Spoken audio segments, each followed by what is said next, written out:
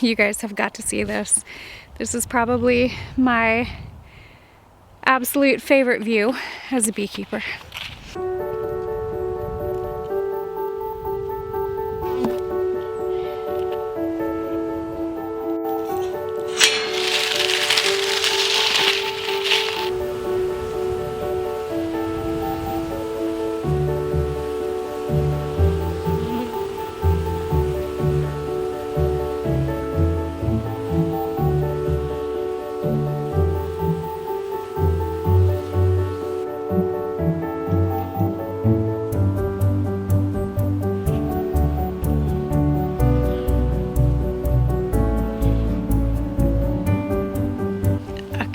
I feel like I have a bee that landed on my hat. She might be there. Let me just say, I think she just flew away. Yeah, hold on. Let me step back just a little bit and I'll take this thing off. I wanted to get a close look today because this is actually one of the first days that it has been fairly warm. What's going on, guys? My name is Kaylee and welcome to the Honeystead. If you are new here, I'm a beekeeper. I'm also an herbalist here in Virginia, and I do quite a little bit on my homestead between foraging and gardening and food preservation, kind of a little bit of everything.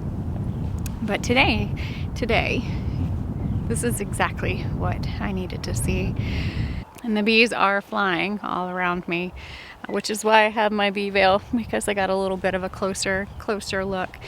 Today it is super warm, considering how cold it has been, but I went over, got a closer look at the bees, and I started opening up and pulling out the entrance reducer because they have been cooped up for a few, probably I think at least 3 weeks now, clustering inside their colony.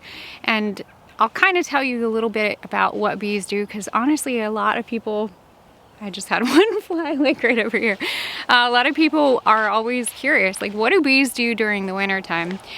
Do they leave? Do they hibernate? No, actually they cluster, which means they bundle up in a ball, and all the girls, all the ones that you see flying, they're all female.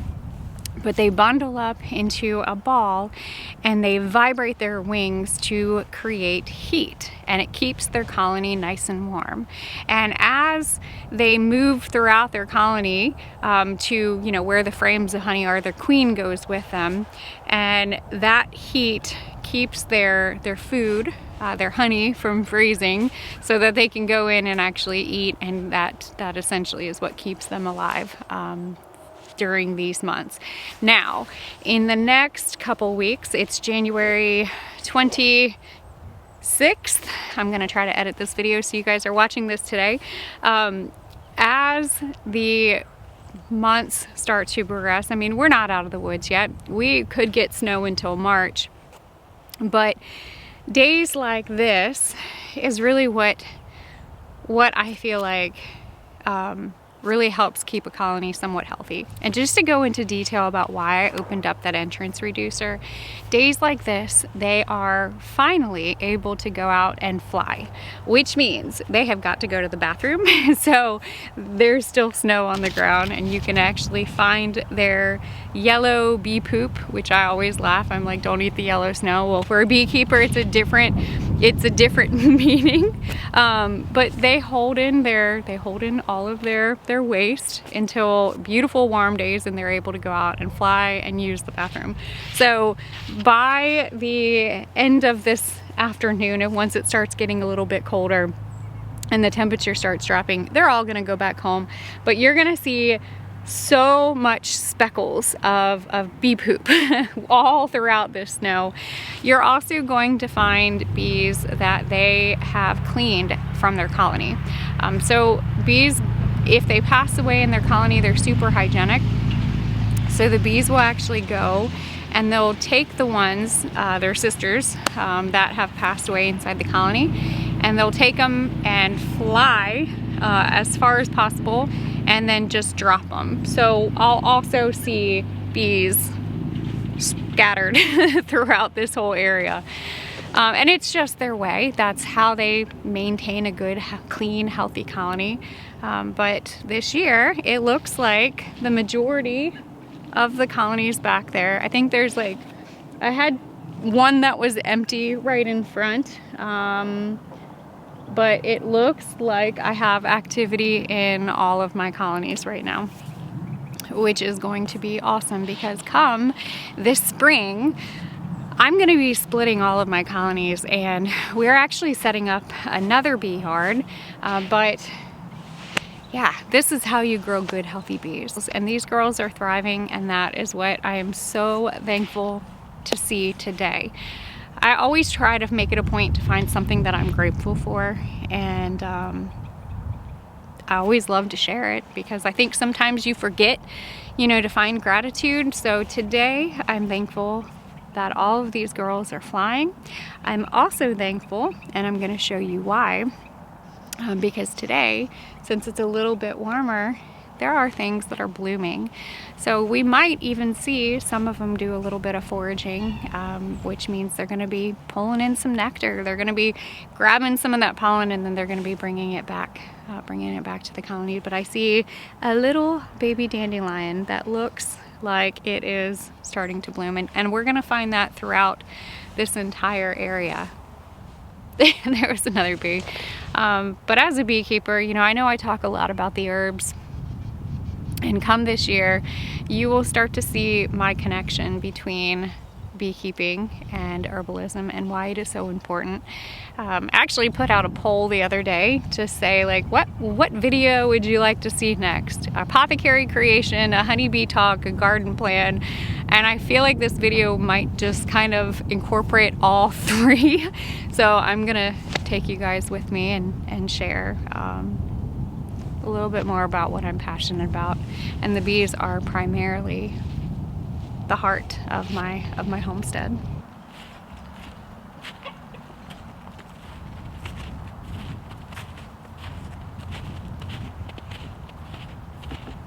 Before I talk to you guys about my plans for this garden space, and then we have to head over to the apothecary because I have got to set something up that I have been meaning to do for a while now. I did want to let you guys know that the Be Attuned, the Honeystead mushroom blend, is back in stock, and I am beyond thankful. We were able to double our order from our first batch. It sold out so quickly that we were able to double our order. And at this rate, I'm gonna be very honest, I think I might have to double my order again. You guys are blowing me away. You guys have I'm thrilled. I'm just so thrilled. I knew that this mushroom blend was something that I have been using and creating for many years, for my health and for my husband's health and my family. And then it turned into my community, and then it grew even more, and now I'm able to offer it to you guys. I'm thankful. I'm extremely thankful that that is something that is helping people. For me, the Be Attuned mushroom blend, there's a story behind that. There is a story behind the name. And I do want to sit down and tell that story to you guys. And that might be something that I write. I haven't quite figured out how I want to share that story. And it might be a video, it might be something that I write, but there is a story behind the name of Be Attuned. But I did want to let you guys know that it is available. You guys are completely blowing my mind with the orders. I have been filling orders left and right, and in fact after this video I've got a lot more that I have to fill, but I did want to talk to you about this garden space because I have some ideas, and they're big ones. As you can see, I have beautiful raised beds.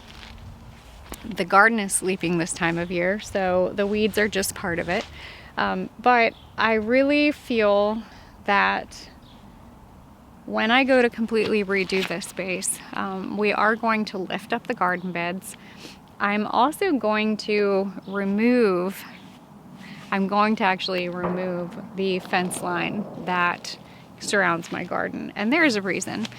We have rabbits, we have squirrel, and we have deer, all of which come into this garden space no matter what, fence or no fence. Before, when I had my bees here, we did have electric around the entire upper part of our fence line, which kept the bear out. We have had a couple of bear attacks already. It's been many years, but the bear were the reason why I really had the fence here. But I told my husband, I was like, you know, I really would love to be able to just kind of open this entire space and not have a barrier, so that we can get heavy machinery in here if I need to get my tractor in here. So I think as of now, the fence line is coming down, and it is going to allow us to completely open all this up. The other reason, I don't know if you see that lovely fence right there, that fence is all invasive honeysuckle, and I tell you, it is so hard to maintain. So by removing the fence, I'm going to be able to completely maintain it. I also have trees that are going to have to come down. So, and when we take these trees down, it's going to allow us to extend our garden. Now, my vision for this space, and I wish I had a working drone that I could show you guys, and as I'm hoping, my husband accidentally crashed our drone into a tree, but I'm hoping that when we go to do this, I can actually document from an aerial view so you guys can kind of see my plan. But I would love to have a combination of in-ground as well as raised beds. Now I have a high tunnel there, which I have outgrown, but we do intend to keep it and move it to another spot on the property. And it really isn't working there. It's really hard to get things in and get things out. So where the high tunnel is right now is gonna actually be in ground. And I'm planning on doing a no-till method. So heavy mulch, as well as our compost directly on top in rows. We have mounds of our own compost that we've been saving and turning and nurturing for the last like 8 years. So I have plenty, which is a huge blessing for our garden. But I want to just walk up here with you guys and kind of share my plan for the extended garden as well as the tunnel. We're gonna get, let me see if I can cross this and you guys can get a better view. If I fall and drop the camera, don't laugh at me. All right, let's see, ready? I think that this might be a good view. Hold on. Okay. Maybe. Let's see. I think that's a good. Yeah, that's good. Okay, so let me explain. So I have this road that we use, obviously. So I have this road, and this is our fence line that we have our garden space. Again, do you see all of those weeds? That is all gonna come down. It's gonna be just so much more easy for me to manage. The wooded fence line that's beside it, that goes into our pasture where our animals are, that's gonna stay. But my plan is to actually put my high tunnel closer to this road to where the doors, you could actually drive in with something, versus all the way over there, which I completely was not thinking when I did our high tunnel there, because it is literally a right angle, and so driving a tractor in there, it is not easy at all.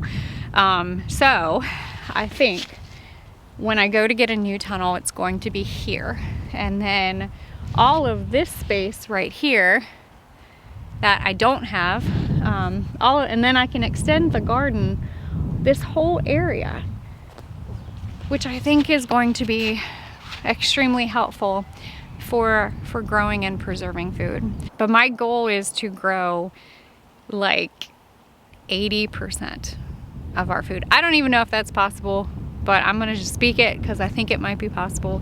You know, there are gonna be some things that I will source, you know, but I really do want to focus on my food and the herbs and this garden space this year. And I'm thinking that that means that I'm gonna be extending it. This year I feel like is going to be a huge year for me on food preservation for my family. And we've been slowly working diligently on our property and in our barn to create a space that I'm going to be able to kind of share with you how to preserve food and do the things. So that's all coming, and I'm excited because I don't think I'm going to be filming necessarily alone like I have been for the last couple of years. There's been a lot of changes on my channel, and I know that, but all for good reason. And you guys know that my family comes first, and I really have no problem putting the camera down. And that's, you know, when it's time to be with family, we're with family. So I'm just kind of planting that little seed of like what might be happening here in the next growing season. This garden is going to be a really wonderful space for my family, but let's head to the apothecary. I've got to set something up. I'm going to kind of talk to you guys about it. Super easy. You guys can do this at home, and I highly recommend that you do.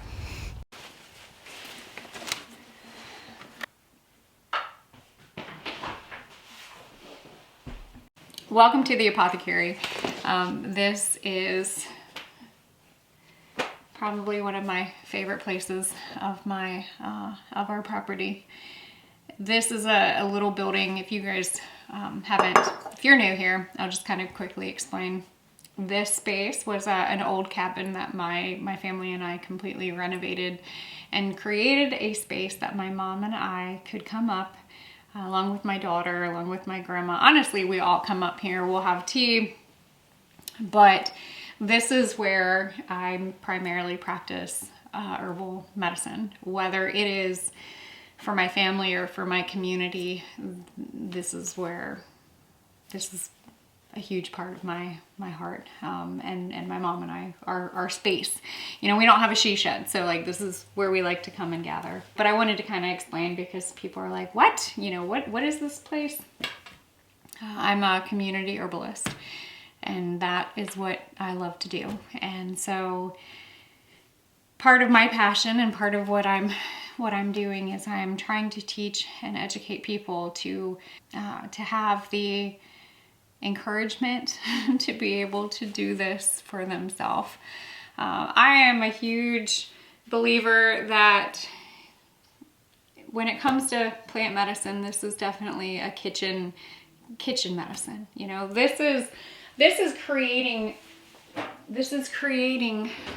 products that you can, you know, grow in your garden or forage for, or even ethically source. So just to kind of share, if you are new here, this is the space. Now I've got to find my mustard seed. That is what I'm looking for. What we are going to be doing, I love fermenting mustard seed in apple cider vinegar. And so I just went through a huge jar, and I'm due to restock my supply. It's super easy. I think everyone should be able to do this at home. It is essentially roughly 3 or 4 ingredients, depending on how you like yours. Okay, now, problem is, I have to look through because we cleaned a whole bunch of stuff. So let me see if I can find my mustard seed. If not, there it is, mustard seed. Okay. I've got a large jar of mustard seed, and super easy to do. Let me see if I can bring the camera a little bit closer so you can kind of watch what I'm doing, because you're going to be able to do this for yourself, and it is going to be delicious. Trust me, this is probably my absolute favorite thing, my favorite homemade condiment that I put on pretty much anything. That I think is a little bit better. So I've got my, come on. It's blurry. There you go. I have this is organic mustard seed. You can buy like a whole pound for probably under 20 bucks, I would imagine. And it's going to last you. I mainly love to make a homemade fermented mustard. And then I have some apple cider vinegar. Hopefully I have enough. I got this from Aldi's. I might have to run down to the house and get a little bit more apple cider vinegar because I think I used it all. I've been making oxymels, which I'm gonna show you guys that. This is another really fun recipe. This is super easy, super good. And I'm using a tray just in case if I make a mess. But what I'm gonna do is probably not fill the whole jar up because essentially it's okay, I did not do that on purpose. I have mustard everywhere now. All right, we're just gonna roll with it. So this is how you ferment your mustard seed. You put your mustard seed in a jar and then you top it with apple cider vinegar. I actually think this is gonna be perfect. Now, I really think it is important to get an organic apple cider vinegar, something that has the mother in it. I know that there's a lot of conversation about different types of apple cider vinegar. I did get this from Aldi's. It is non-GMO, USDA organic, but you know what? Get yourself your own apple cider vinegar or learn how to make it yourself. But I essentially filled my jar with mustard seed, spilled some all over the place and the counter, which I'm gonna end up having to clean anyway. So this is just me.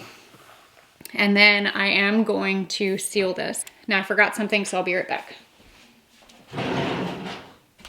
All right, now the next thing that you're going to wanna do, if you have a metal ring with a rim, these are from 4 jars. I actually really like 4 jars. And I did want to kind of share because I think a lot of people ask like what type of jar lids do you use? Honestly, I use many, but 4 jars has been really good, especially with food preservation. But I put a piece of parchment paper there because the apple cider vinegar will corrode the metal of the ring. And I will tell you, it is extremely challenging when that happens to open up your lid. Little side note, little trick just to put in your back pocket.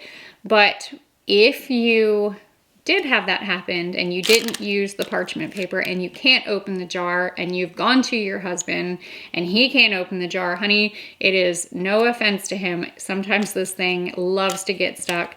But the trick is you run your entire rim, your jar and your rim around like under hot water and it will help magically release it. So a little trick, but if you have your parchment paper, it works great. So now I'm just mixing it up. This is going to sit for 7 days. So in exactly a week, I'm going to bring you guys up here and we're going to finish this process. I tell you, making homemade mustard is my absolute favorite thing. I will actually take this. I make egg salad sandwiches with it. I also will add in honey and make like a homemade honey. My husband loves to smoke a lot of our meats. So I will actually use this as a binder with some Redmond real salt and a bunch of herbs, and we will like, oh my gosh, it is amazing. But this is super easy. And a really good honey mustard can be really expensive, but essentially it is going to be 3 ingredients. I mean, it is apple cider vinegar, it's mustard seed, and it's honey. Now, I'm gonna store this in a cool, dark space. I'm gonna come up here every day, do one of these, and in exactly a week, we will complete this process and I will show you what I do next. Along with share some more of my favorite recipes with this, because I think that's the thing. It's like once you make a product, you want to be able to use it. So like, what are the ways? So I will put together a whole little list of different ways that I like to enjoy my homemade honey. It's gonna be honey mustard, but I think it's easy. I think everybody should be doing it. I'm gonna store this underneath my cabinet, and it's as simple as that. Now in a week, we'll come back up and we'll finish that process.